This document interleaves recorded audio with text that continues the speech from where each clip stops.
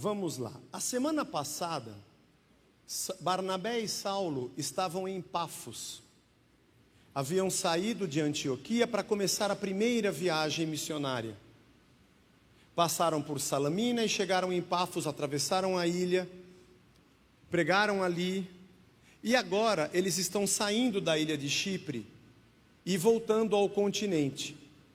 Esse é um movimento, esse trecho da viagem tem uma peculiaridade bastante interessante, e eu acho que o estudo de hoje, chegamos num ponto bastante fundamental da nossa fé com a narrativa desse trecho da viagem. Nós estamos no capítulo 13 de Atos, no verso 13. O trecho hoje é um pouco longo, nós vamos até o verso 43, mas eu gostaria que você prestasse bastante atenção. Vamos lá ao texto. E navegando de Pafos, Paulo e seus companheiros viajaram a Perge da Panfilha. João, porém, deixando-os, voltou para Jerusalém. Esse aqui é o João Marcos, lembra?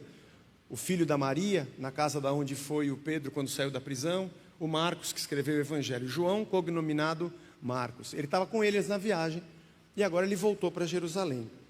Guarda isso aí, irmão. Mas eles, saindo de Perge, chegaram a Antioquia da Psídia. É outra Antioquia essa aqui. Tinha duas? Não, tinha 16 Antioquias, irmãos. Tinha muitas cidades em homenagem aos Antíocos, que era um título dos imperadores do período grego. Essa era só mais uma. No sábado entraram na sinagoga e sentaram-se. Depois da leitura da lei e dos profetas, os chefes da sinagoga mandaram dizer-lhes: irmãos, se vocês têm alguma palavra de consolo para o povo, falem. Esse era um hábito na sinagoga. Eles liam a lei, liam os profetas, ou o chefe principal da sinagoga, um rabino, ou alguém convidado poderia se levantar e interpretar e dar um estudo, uma lição, uma observação sobre o texto. Pediram isso para Paulo e Barnabé. Paulo levantou-se, fazendo com a mão um sinal de silêncio, disse: israelitas, e todos vocês que temem a Deus, escutem. O Deus do povo de Israel escolheu os nossos pais e exaltou o povo durante a sua peregrinação na terra do Egito, de onde os tirou com braço poderoso. Suportou os maus costumes do povo durante uns 40 anos no deserto. E havendo destruído 7 nações em Canaã, deu essas terras como herança ao seu povo. Tudo isso levou cerca de 450 anos. Depois disso, lhes deu juízes até o profeta Samuel. Então eles pediram um rei. E Deus lhes deu Saul, filho de Quis, da tribo de Benjamim. E isso durante 40 anos. E tendo tirado Saul, levantou-lhes o rei Davi, do qual também, dando testemunho, disse: achei Davi, filho de Jessé, homem segundo o meu coração, que fará toda a minha vontade. Da descendência deste, conforme a promessa, Deus trouxe a Israel o Salvador, que é Jesus. Antes da manifestação dele, João, aqui o Batista, pregou o batismo de arrependimento a todo o povo de Israel. Quando João estava completando a sua carreira, disse: quem vocês pensam que sou? Não sou aquele que vocês esperam, mas depois de mim vem aquele de cujos pés não sou digno de desamarrar as sandálias. Irmãos, descendência de Abraão, e todos vocês que temem a Deus, a nós foi enviada a palavra desta salvação. Pois os moradores e as autoridades de Jerusalém, não conhecendo Jesus, nem as palavras dos profetas que são lidas todos os sábados, cumpriram as profecias quando condenaram Jesus. Olha só, os moradores e as autoridades de Jerusalém, não conhecendo Jesus, nem as palavras dos profetas, que são lidas todos os sábados, cumpriram as profecias quando condenaram Jesus, fizeram um favor, ou melhor, cumpriram o que Deus havia dito. E embora não achassem nenhuma causa de morte, pediram a Pilatos que fosse morto. Depois de cumprirem tudo o que estava escrito a respeito dele, tirando-o do madeiro, puseram num túmulo, mas Deus o ressuscitou dentre os mortos, e durante muitos dias ele foi visto pelos que tinham acompanhado da Galiléia para Jerusalém, os quais são agora suas testemunhas diante do povo. E nós anunciamos a vocês, olha o que Paulo diz, irmãos, nós anunciamos a vocês o evangelho das promessas feitas aos nossos pais. O evangelho das promessas feitas aos nossos pais. Como Deus a cumpriu já, plenamente a nós. É o evangelho das promessas e Deus já cumpriu a nós, seus filhos, ressuscitando Jesus. Como também está escrito no Salmo número 2, ele cita o Salmo 2. Enquanto ao fato de que você é meu filho e hoje eu te gerei. É isso que diz o Salmo 2. E quanto ao fato de que ressuscitaria dentre os mortos, para que jamais voltasse à corrupção, Deus expressou desta maneira: e cumprirei a favor de vocês as santas e fiéis promessas feitas a Davi. Isso é Isaías. Por isso também diz em outro salmo, que é o 16: não permitirás que o teu santo veja a corrupção. Porque tendo Davi no seu tempo servido conforme o plano de Deus, morreu e foi sepultado ao lado dos seus pais, e viu a corrupção, ou seja, ele se decompôs. Porém aquele a quem Deus ressuscitou, que foi Jesus, não viu corrupção. Portanto, meus irmãos, saibam que é por meio de Jesus que a remissão dos pecados é anunciada a vocês. E por meio dele, todo o que crê é justificado de todas as coisas das quais vocês não puderam ser justificados pela lei de Moisés. A lei de Moisés não fez tudo. Teve coisas que não conseguiu ser feita pela lei de Moisés. Portanto, tenham cuidado para que não lhes aconteça o que os profetas disseram. Vejam, ó desprezadores, fiquem maravilhados e desapareçam, porque no tempo de vocês eu realizo obra tal, que vocês não acreditarão se alguém lhes contar. Isso é Abacuque 1:5. Quando Paulo e Barnabé estavam saindo, as pessoas pediram que no sábado seguinte lhes falassem estas mesmas palavras. Volta sábado que vem. Terminada a reunião na sinagoga, muitos dos judeus e dos prosélitos são não judeus convertidos ao judaísmo, piedosos, seguiram Paulo e Barnabé, e estes, falando com eles, os persuadiam a continuar firmes na graça de Deus. Senhor, obrigado pelo teu evangelho, pela tua palavra, por tudo que o Senhor tem nos ensinado ao longo desse texto. Que a tua sabedoria nos acompanhe e o teu Espírito nos fale. Em nome de Jesus. Amém. Primeira coisa interessante é que o versículo 13 começa com Lucas escrevendo: no dia seguinte saíram de Pafos Paulo e seus companheiros. Uma coisa interessante aqui. Até agora era Barnabé e Saulo, Barnabé e Paulo. E como eu disse semana passada, essa era uma característica da escrita, das cartas, das narrativas na cultura grega. O primeiro nome é o mais importante, ou é o primeiro. E assim era Barnabé na igreja de Antioquia, o primeiro a ser citado. Mas o que nos parece nesta viagem e nessa obra missionária, e que Lucas percebe, é que Paulo, o nome dele está na frente do Barnabé. Essa missão foi incorporada por Paulo, ele foi chamado para isso. E aqui há uma inversão. E provavelmente essas decisões e rotas passam agora pela cabeça de Paulo e pela sua comunicação com Deus e a instrumentalidade de Paulo nas mãos do Espírito. Eles decidem ir para Antioquia da Psídia. O João Marcos volta. Mais à frente, nós vamos entender essa história olhada por um outro prisma. Não sabemos exatamente o porquê ele voltou e não quis continuar. Isso vai gerar uma desavença com Paulo lá no capítulo 16, a gente vai chegar lá.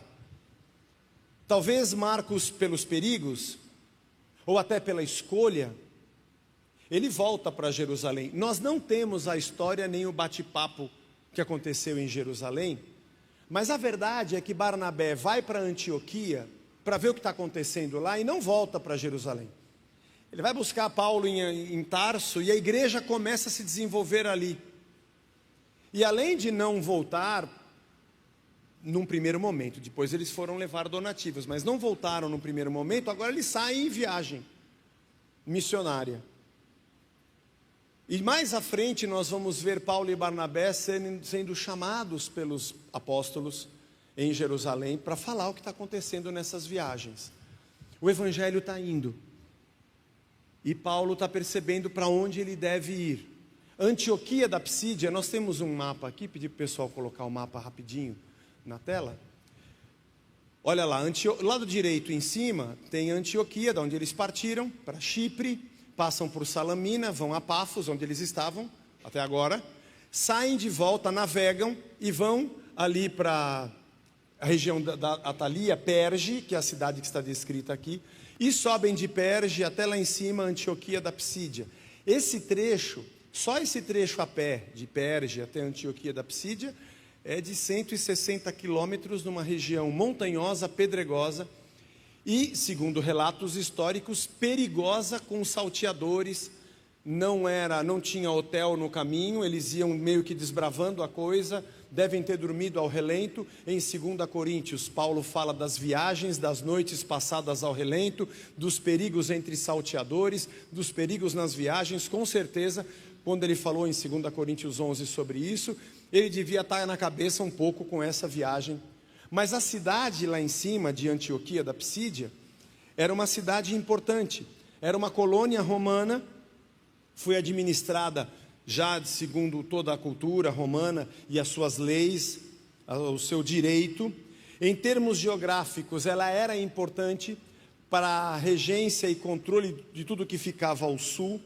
Estava praticamente dentro da província da Galácia, onde Paulo depois manda cartas aos Gálatas, a essa região. E é um ativo centro de comércio. E tem também fazia parte da grande estrada de Éfeso. Éfeso também é um grande centro, onde Paulo vai mais tarde visitar. E é a porta da Cilícia, uma sede administrativa civil e militar para a região sul da província. Era uma cidade importante. Então pode tirar o mapa, obrigado pessoal. Nós entendemos aqui também que na cabeça de Paulo, um homem muito culto, estar com o evangelho em cidades importantes era um fator de aceleração da divulgação do evangelho. Aliás, passar por Corinto, ele vai mais à frente, mas lembrar das cartas para onde Paulo manda as suas cartas.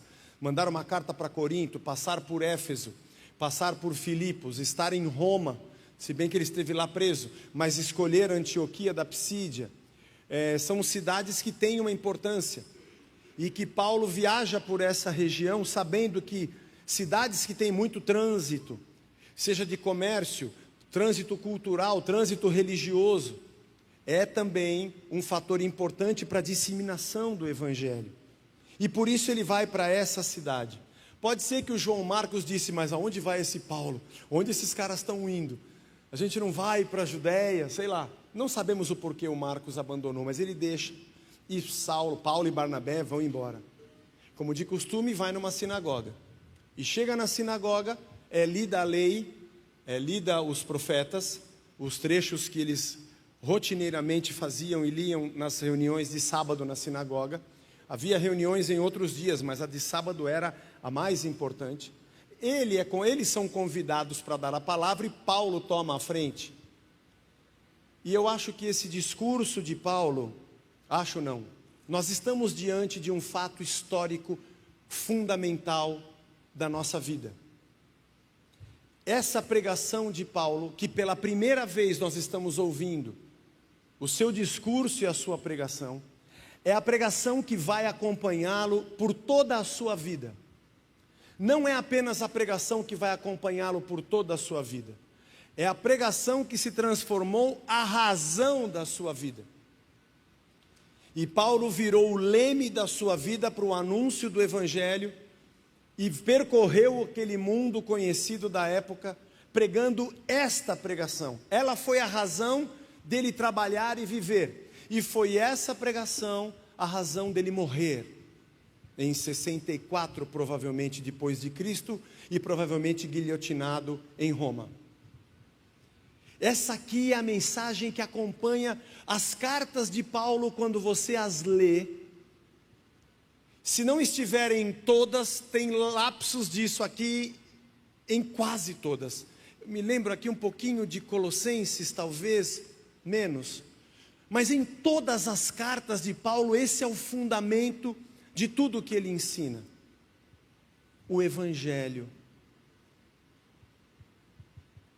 E passando por esse texto essa semana, estudando, quando a gente escolhe, e é o que eu escolhi, estudar o Evangelho passo a passo, e essa também é a direção nossa no caminho das letras, faz a gente visitar tudo quanto é tipo de história.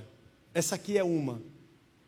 Talvez se eu ficasse pensando num tema para pregar no domingo, eu nunca pregaria o fato dele ter ido para uma cidade e pregado numa sinagoga. Mas isso aqui é fundamental, a primeira vez que Paulo anuncia o Evangelho que o acompanhou por toda a vida e que foi o motivo dele ser morto.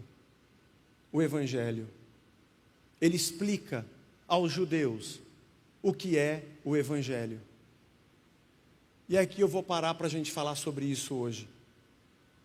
Se eu perguntar a você, ou se alguém chegar até você e dizer, tudo bem, eu vi que você vai numa igreja, eu vou lá na Casa da Rocha, é uma igreja evangélica? É. Não importa, os rótulos são apenas rótulos, não me incomoda nada isso. Mas se alguém te perguntar assim, então, já que você fala tanto do Evangelho, o que é o Evangelho? O que você diria a essa pessoa? É que dentro da Bíblia tem 4 livros que são os 4 evangelhos. E nós somos o povo dos evangelhos. É por isso. Ah, é? Bom, se vocês seguem os 4 evangelhos, por que vocês leem os outros livros? Não é essa a resposta.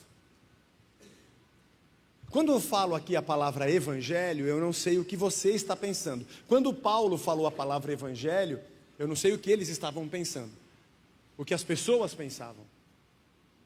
Mas evangelho é uma coisa que tem que estar muito clara para nós. O que é o Evangelho? Apesar de que esses 4 livros têm uma biografia de Jesus e o anúncio das boas novas, porque Evangelho significa boas notícias, boas novas, concentradas nesses relatos de Mateus, Marcos, Lucas e João, isso não significa que nós olhamos para a Bíblia achando que Evangelho é a pregação de 4 livros, apesar de nós pregarmos muito esses 4 livros. O Evangelho está em toda a Escritura, de Gênesis a Apocalipse. O Evangelho é o anúncio que nos tomou para mudar o jeito que a gente enxerga a nossa vida e a vida que está ao nosso redor. O Evangelho não é um conjunto de regras de uma religião, mas é o entendimento do anúncio de Deus sobre a vida humana. E é a única explicação plausível para a história da humanidade, do começo ao fim, é o Evangelho. Paulo começa dizendo, ele conta uma história que os judeus já sabiam. Ele começa lá nos patriarcas, olha como Paulo é muito inteligente. Ele fala dos patriarcas, do chamado de Deus, da vocação de Israel. O povo fica no Egito 430 anos, é libertado pelo Senhor, atravessa 40 anos de deserto, e peca para chuchu, e o povo tem a paciência de Deus.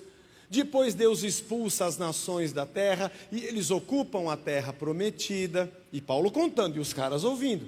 Está tudo certo, ele está falando, é isso aí. E aí ele coloca os juízes, que são homens ou até mulheres, que governaram a nação debaixo da orientação de Deus, até que Samuel é o último juiz, E aí vem o povo pedindo um rei, e Samuel fala: pô, Senhor, os caras não me querem mais aqui. Deus fala: não é que não querem você, não querem a mim. Você é um juiz e um sacerdote, eles querem um rei como as outras nações. Beleza. E aí vem Saul. Mas Saul mete os pés pelas mãos, foram 40 anos. E quando Deus tira Saul, ele coloca um homem segundo o seu coração, que é Davi. E Paulo para a história aqui, tem muita história depois. Mas de Davi ele pula para Jesus. Por que ele fez isso? Porque a promessa do Messias para Israel era de que ele seria um descendente de Davi. E de que ele regeria a nação de maneira justa e reta, como o Senhor. Na cabeça desse povo, nasceria uma pessoa descendente de Davi, e seria um novo rei, que reestruturaria o governo e a terra de Israel, debaixo da mesma autoridade e unção de que Davi havia feito quando Saul foi retirado. Mas ao invés disso, Paulo diz: só que esse descendente não é um rei humano apenas. Não é um outro homem como Davi, que vai sentar no trono, colocar os seus ministros, organizar a nação, colocar as leis de volta. Não é isso. O descendente de Davi é Cristo. Porque ele vai nos livrar dos nossos pecados, que a lei de Moisés não pôde fazer. Isso aqui é muito louco o que Paulo está falando para esses caras. Porque de verdade a lei de Moisés não conseguiu tirar o povo da situação de pecado, ou de dar a eles a remissão completa. Tanto é que cada vez que o homem pecasse tinha que oferecer um sacrifício, todo dia, toda semana, todo mês. Esse era o período onde o povo paga por um perdão completo que nunca tem, até que Jesus é o sacrifício definitivo, e ele paga o que eu nunca vou conseguir pagar. A lei é o lugar onde eu pago pelo que eu nunca tenho, e o Evangelho é o lugar onde eu recebi e tenho aquilo que eu nunca vou conseguir pagar, que é o que Cristo fez por mim. E aí, para isso, Paulo lança a mão de alguns textos do Antigo Testamento. O Salmo 2, que é um salmo de Davi, falando sobre o rei, e Deus dizendo: tu és meu filho, eu hoje te gerei. Como que Paulo dizendo ao povo: está vendo? Deus gerou foi Cristo. O Davi escreveu o salmo, mas não era sobre ele, era Deus falando nas entrelinhas através dele. Citou o Salmo 2. Depois ele vem e cita o Salmo número 16, verso 10, quando Davi fala: Senhor, eu sei que o Senhor vai me abençoar e não vai deixar que o teu servo veja a corrupção. E aí Paulo diz: está vendo o que escreveu Davi? Só que ele viu a corrupção, ele não ressuscitou não, ele apodreceu na cova. Agora Jesus não viu a corrupção do seu corpo, ele foi glorificado. Mais uma vez ele está explicando para os homens da sinagoga: o que Davi escreveu não era sobre ele, era sobre Jesus. E ele cita também Isaías, dizendo a respeito, Isaías 55:3, falando a respeito do que Deus faria pelo seu povo. Ele cita também o profeta,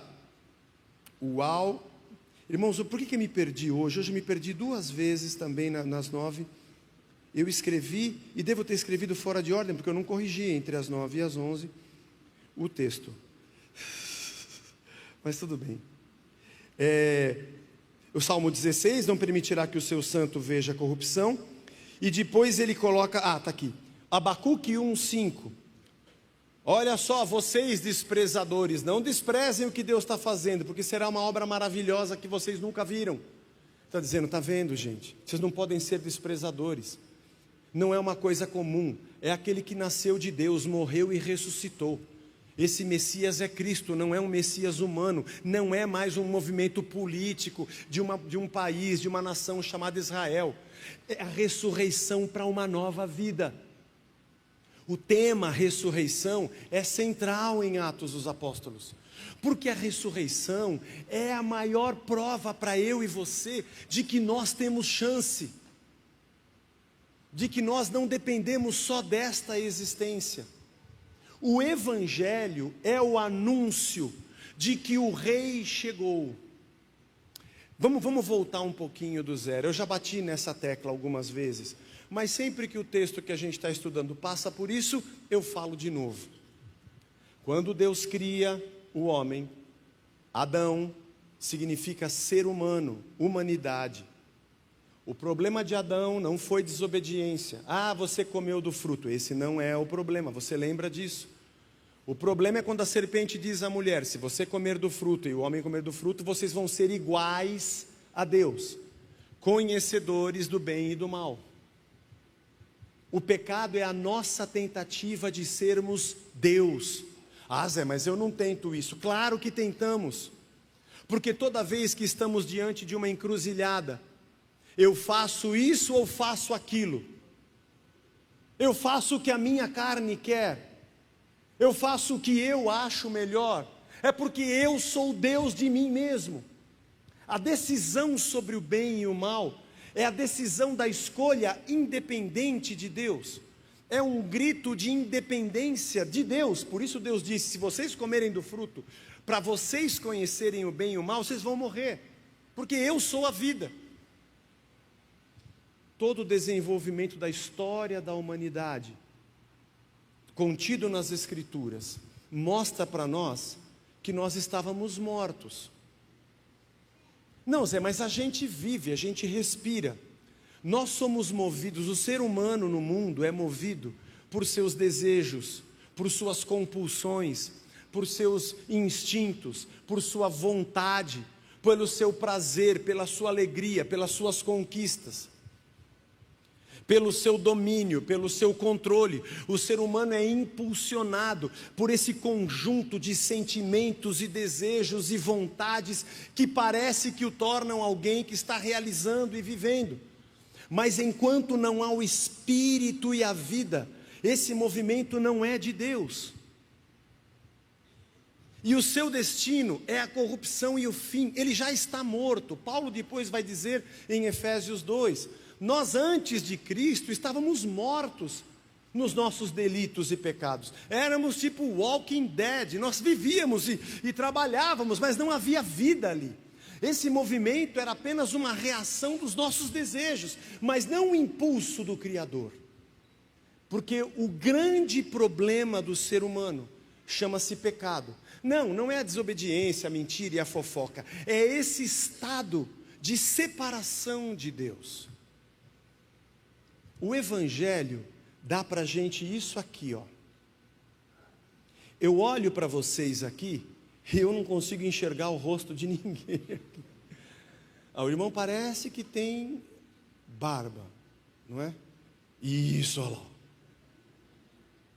É assim, o irmão lá está com a camisa do São Paulo, né? Isso. Não vejo ninguém com a camisa do meu time aqui.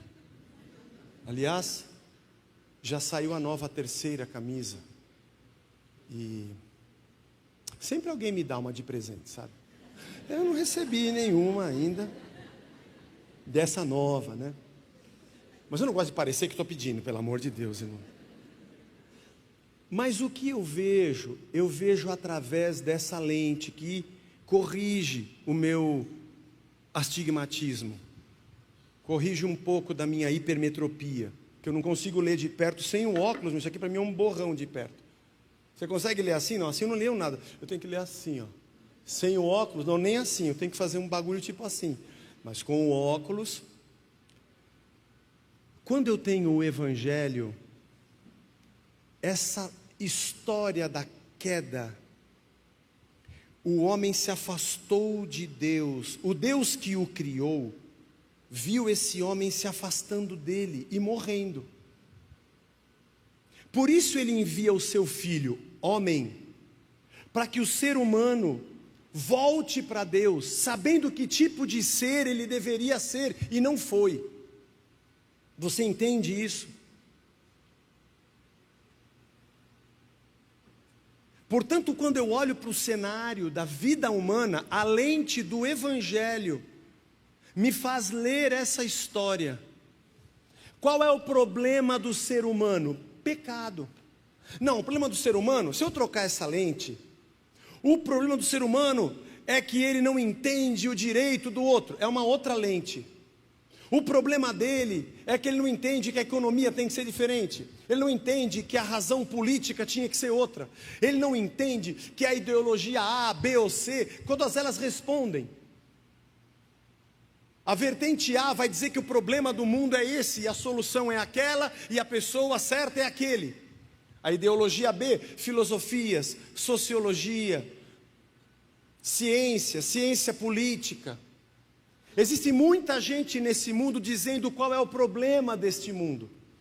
Aliás, é um problema milenar que se tenta responder, da onde vem o mal? Por que esse mundo não é perfeito?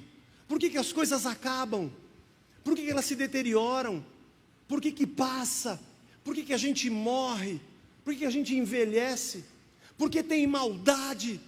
Da onde vem isso? Sociologia, filosofia, ciência, política, cada um vai dar uma explicação e te oferecer uma solução. Mas quando eu ponho as lentes do Evangelho, eu digo, eu já entendi. Apesar de que muita gente me fala qual é o mal, da onde ele vem e qual a solução, eu consigo dar alguns passos atrás e dizer, gente, não é nada disso. Existe um problema fundamental no ser humano. Ele se afastou do Criador. Obviamente que você pode perguntar para uma pessoa como ela enxerga o todo. Ela diz, eu acho que o mundo é uma obra do acaso, seja o Big Bang, ou seja um reloginho qualquer, que aconteceu, Big Bang, né, irmão? Fiz uma piada, ninguém riu. Pô, é tão ruim assim a piada, irmão. Puxa vida, essa é fraca, né? Então, conta de onde tudo veio, foram os ETs que semearam, sei lá. Ele vai contar como tudo começou, e vai dizer por que o mundo está errado, o que a gente tem que fazer para consertar. E a gente vai ficar batendo cabeça aqui. O Evangelho está requerendo para si uma explicação. Evangelho é isso aqui, ó. A criação vem de Deus, mas a criatura se afastou dele. Nós existimos a partir de um Deus, mas o que deu errado chama-se pecado. E o que Deus fez para consertar isso foi enviar o seu Filho. E a consumação e a glorificação é o jeito que tudo vai acabar. O Evangelho é o relato que me explica como tudo começou, como é que a coisa ficou ruim, o que Deus fez para consertar e como é que isso aqui vai acabar. Se eu perder isso de perspectiva, o Evangelho, eu vou entrar na vida humana tentando um monte de soluções, achando que eu vou descobrir qual é a solução do problema. E eu vou dizer a você que tem muitas grandes ideias no nosso mundo, tem muita gente muito inteligente, cientistas sociais, políticos, filósofos, que tem muitas boas soluções para falar para a gente qual é o problema da saúde, qual é o problema da educação, qual é o problema da divisão de renda, qual é o problema da habitação do nosso país, e vão ter muitas soluções, mas fundamentalmente o Evangelho é um anúncio do céu que me diz, tudo isso aqui morreu no Éden, na queda, mas tem chance de viver em Cristo. Isso é Evangelho, é o que Paulo disse para esses caras. A solução é o pecado ser perdoado. A solução é o homem se reconciliar com Deus. A prática terrena, A, B ou C, é apenas consequência do ser humano que ali está. O ser humano, sendo livre do pecado, cada vez mais, porque ele não é livre completamente, cada vez mais vai produzindo sinais de um reino.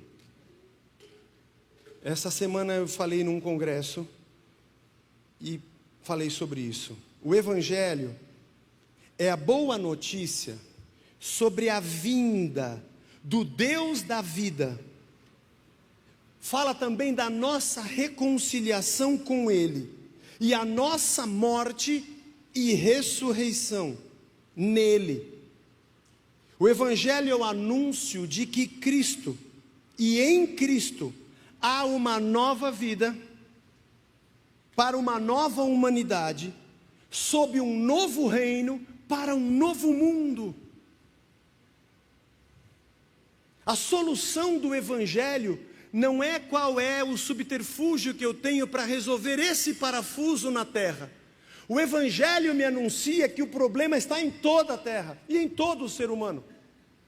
E que somente quando eu entendo o que é morte para um sistema morto e a ressurreição para uma nova vida, é que eu começo a enxergar a vida, a pensar a vida a partir de Deus e não mais na ausência dele.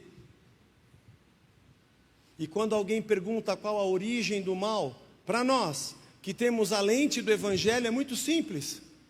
O mal é a ausência de Deus. Aonde Deus não está, não há o bem. E na verdade o mal passou a existir quando o homem disse: Deus fica lá e eu resolvo só. Aqui brota a ausência de Deus, revela aquilo que o homem faz pela sua própria vontade, pela sua própria ganância, pelo seu próprio prazer. Quando nós conhecemos a Cristo, nós nos arrependemos. Não nos arrependemos só apenas de um pecado. Eu me arrependo porque aquele dia eu briguei com a minha mãe. Tem coisa que eu nem lembro para pedir perdão. O arrependimento não é só de um fato, é um arrependimento do estado de vida que eu existo. Eu estava longe de Deus, eu me arrependo de achar que eu mesmo decidiria a minha vida pela minha própria vontade. Eu não consigo viver sem Ele. É por isso que a gente se curva à sua vontade. Pedimos a sua orientação quando temos uma bifurcação.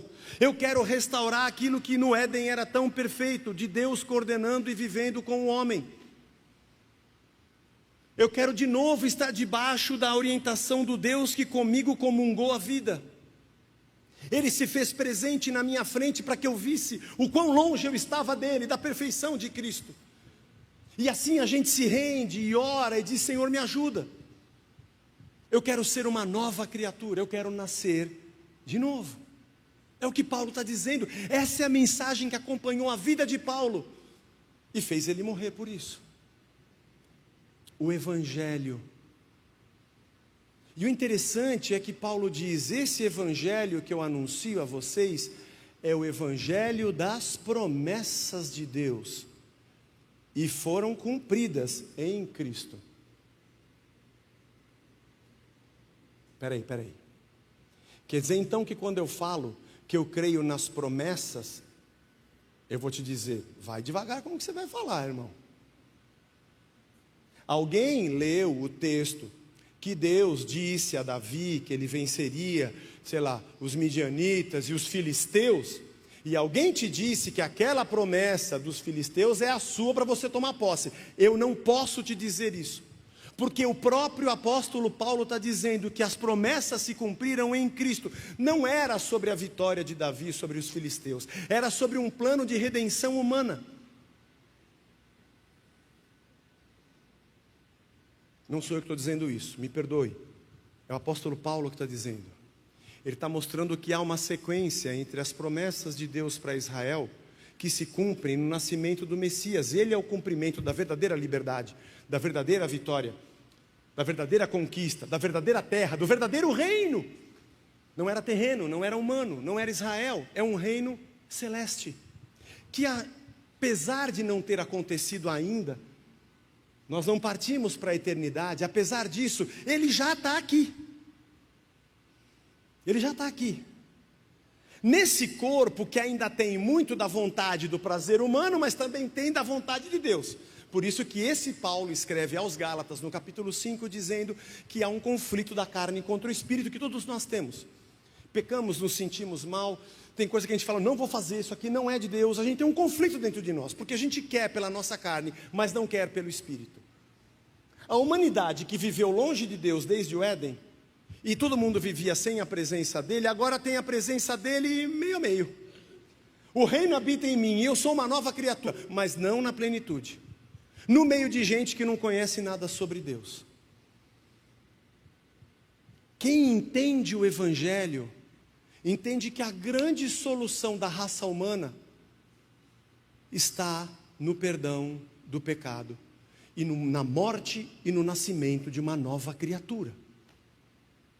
Eu não sei o que pensa o deputado A, B ou C. o que pensa o candidato da direita, do centro ou da esquerda. O que eu sei é que se o evangelho tomar o ser humano, ali haverá bondade, justiça, verdade, lealdade, princípios, amor, misericórdia, graça. Porque a solução não estão nas vertentes de solução humana, elas são paliativas, momentâneas e circunstanciais. Porque a grande solução está no Cristo. E talvez, se o evangelho entrar na cabeça de um cara desse, ele nem pense mais pelo viés da sua ideologia, mas pelo viés da misericórdia e da justiça. Aliás, ele vai parar de discutir se a solução A é a melhor ou a B é a melhor. É a reconstrução de um modelo edênico, do Éden. Nesse bom sentido, do Éden, que é Deus e o homem é a criação. Por isso que eu preciso bater de novo nessa tecla, porque Paulo fez uma narrativa da evolução política de Israel para dizer que aquilo acaba e continua em Cristo. Eu preciso falar de novo disso, porque o texto passa por isso. Não importa o número que você aperta na urna, não importa o que você pensa sobre política, educação, habitação ou economia, não importa. O que importa é você ter certeza que nenhuma dessas soluções é a solução. Isso é que importa. Por isso que eu não fico discutindo com ninguém e nem faço da igreja o circo da política.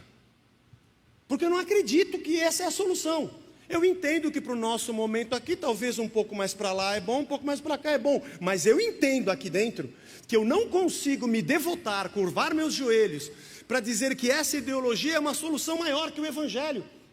Ou que aquele fulano é maior que o meu Messias. Você não pode fazer isso. Não porque o Zé está dizendo, porque o evangelho está dizendo.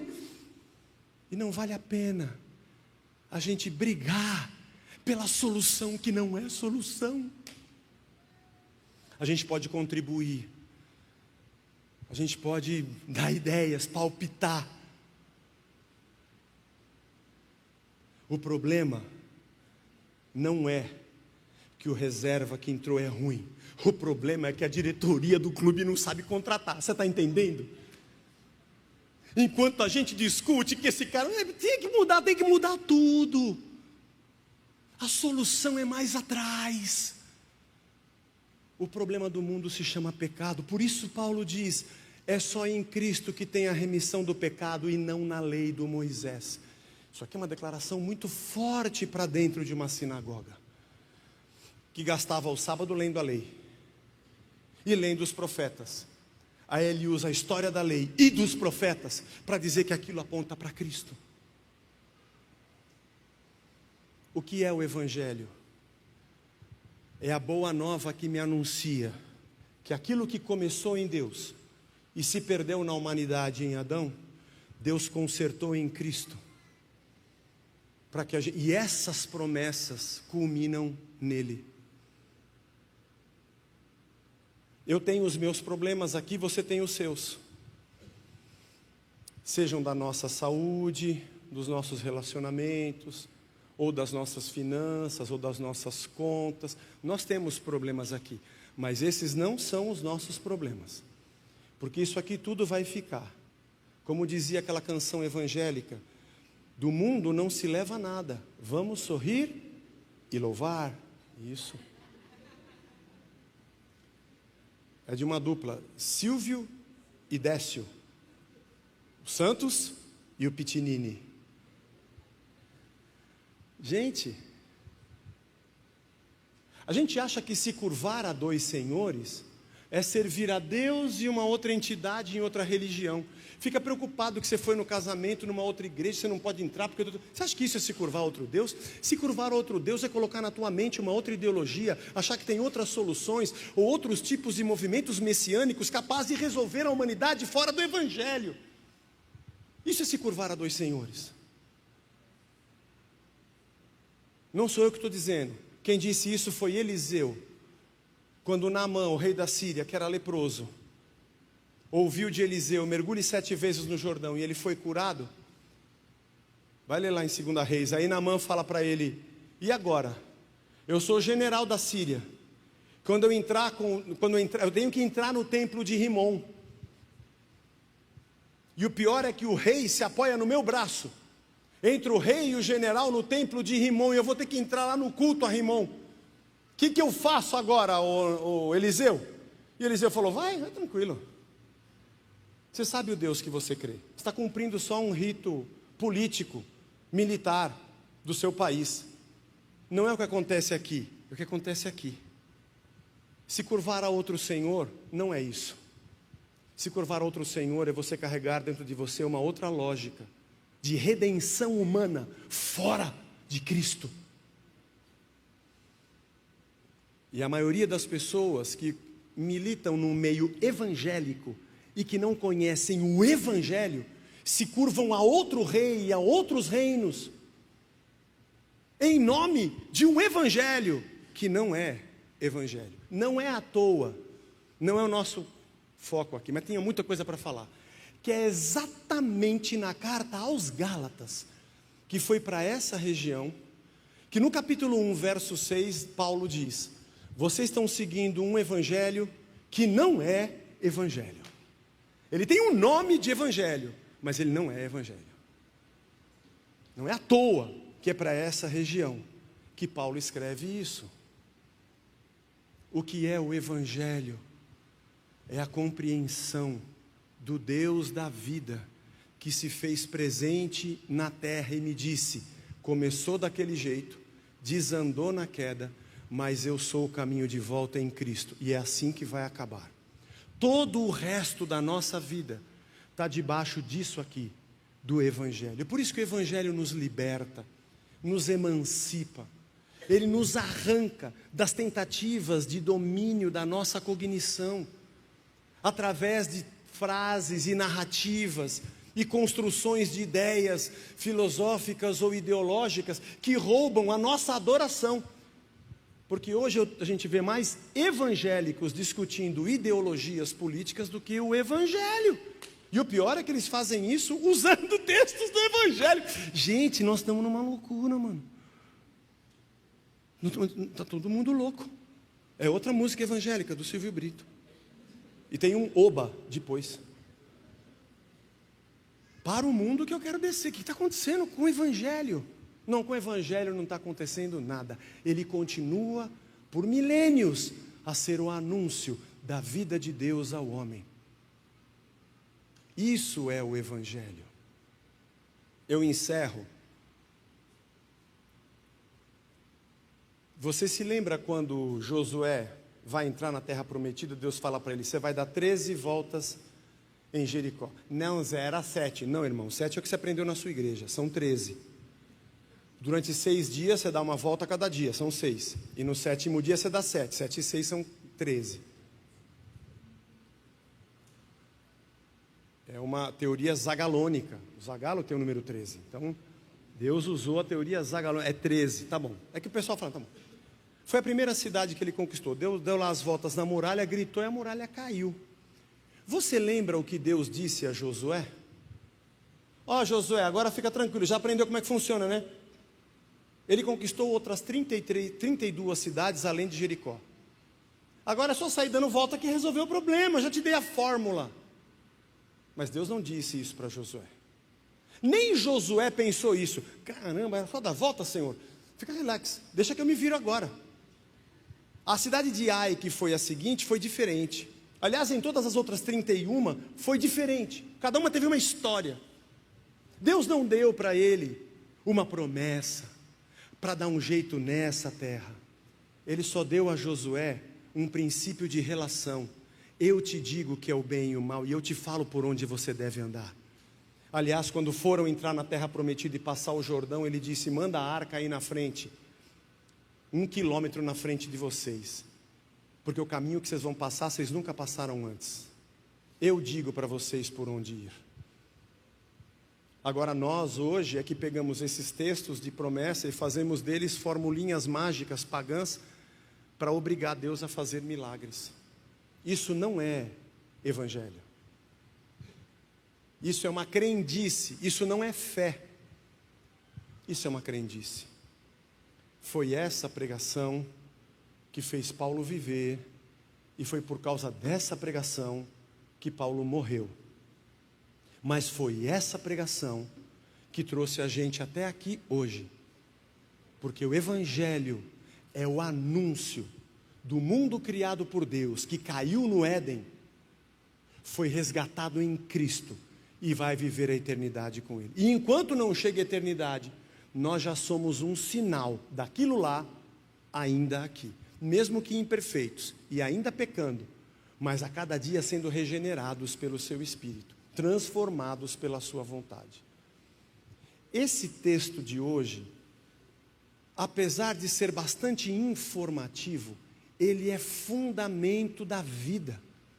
É por isso que, se alguém nos chama de evangélicos, se a pessoa diz para você, você é um evangélico, será que é isso aqui que passa na cabeça dele?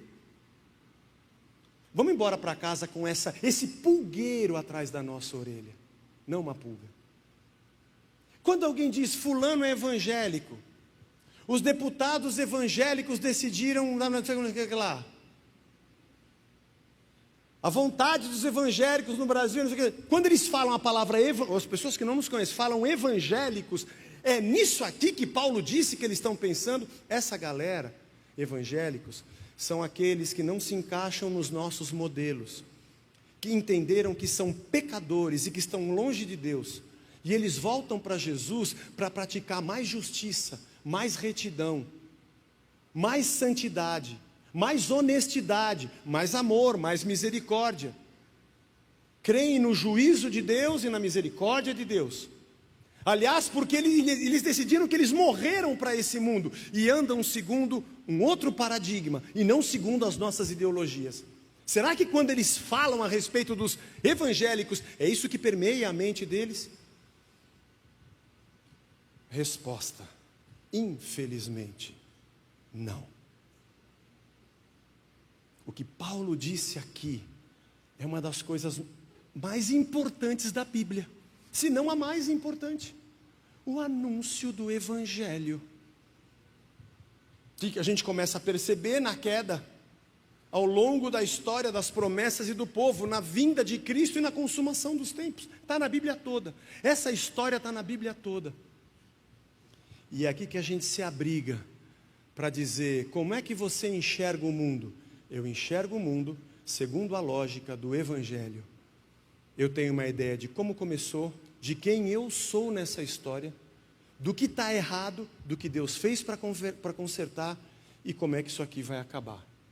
Esse é o anúncio do Evangelho. Tudo isso está centralizado numa figura: a morte e a ressurreição de Cristo, que simboliza que eu e você morremos para essa lógica terrena e nascemos de novo, segundo Cristo. Nessa terra aqui, vai ter dia que a gente vai apertar aqui ou ali, faz parte da nossa existência, mas nunca os nossos joelhos vão se dobrar a isso, porque nós temos um entendimento do que é o Evangelho, do que o mundo precisa, do que nós precisamos, para onde a gente vai e o que a gente quer.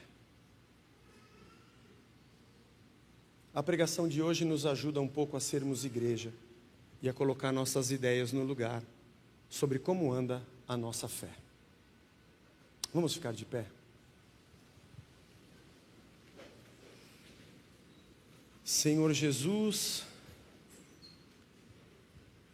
às vezes nós vamos para a igreja, a gente está aqui no culto e nem a gente sabe direito o que a gente está fazendo. Essa é a verdade, e o Senhor sabe, porque o Senhor é nosso Deus e sonda o nosso coração e a nossa cabeça.